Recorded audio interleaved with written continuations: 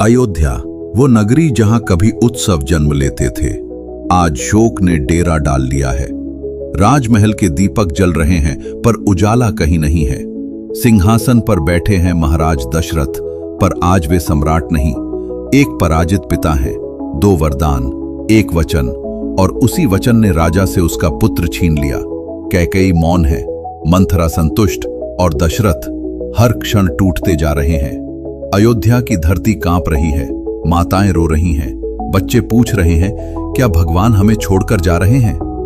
राम चल पड़े हैं और उनके हर कदम के साथ अयोध्या मरती जा रही है। रात और राजमहल में घना सन्नाटा।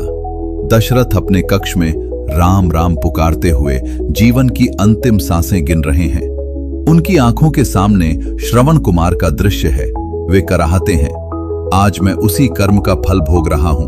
एक पिता जो पुत्र वियोग में जीवन से हार गया, और उसी क्षण अयोध्या का राजा इस लोक से विदा हो जाता है। कोई शंख नहीं, कोई घोषणा नहीं, बस एक खबर, महाराज दशरथ नहीं रहे। दूर देश में राजकुमार भरत अचानक एक अशुभ कंपन महसूस करते हैं। हृदय कांप उठता है, और जब वे अयोध्या पहुंचते हैं तो नगरी को पहचान नहीं पाते। न उत्सव, न स्वागत, न पिता, केवल शोक। जब भरत को सच्चाई बताई जाती है, राम का वनवास, दशरथ की मृत्यु, तो भरत धरती पर गिर पड़ते हैं। वे चीखते हैं, ये राज्य मुझे नहीं चाहिए, ये सिंहासन मुझे नहीं चाहिए। उनकी आंखें कैकेयी की ओर उठती हैं, और मौन ही सबसे बड़ा दंड बन जाता है। भरत निर्णय लेते हैं, जब तक राम लौटकर नहीं आते तब तक अयोध्या अनाथ रहेगी। वे नंगे पांव वन की ओर निकल पड़ते हैं।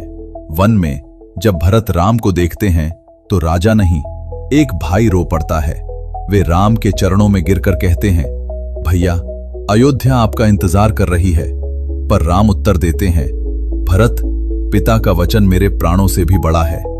भरत कांपते हाथों से राम की खड़ाऊं उठाते हैं और कहते हैं, तो यही अयोध्या का शासन करेंगी?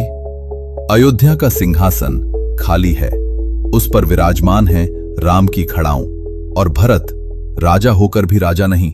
वो कहते हैं, मैं सेवक हूं और अयोध्या आज भी राम की है।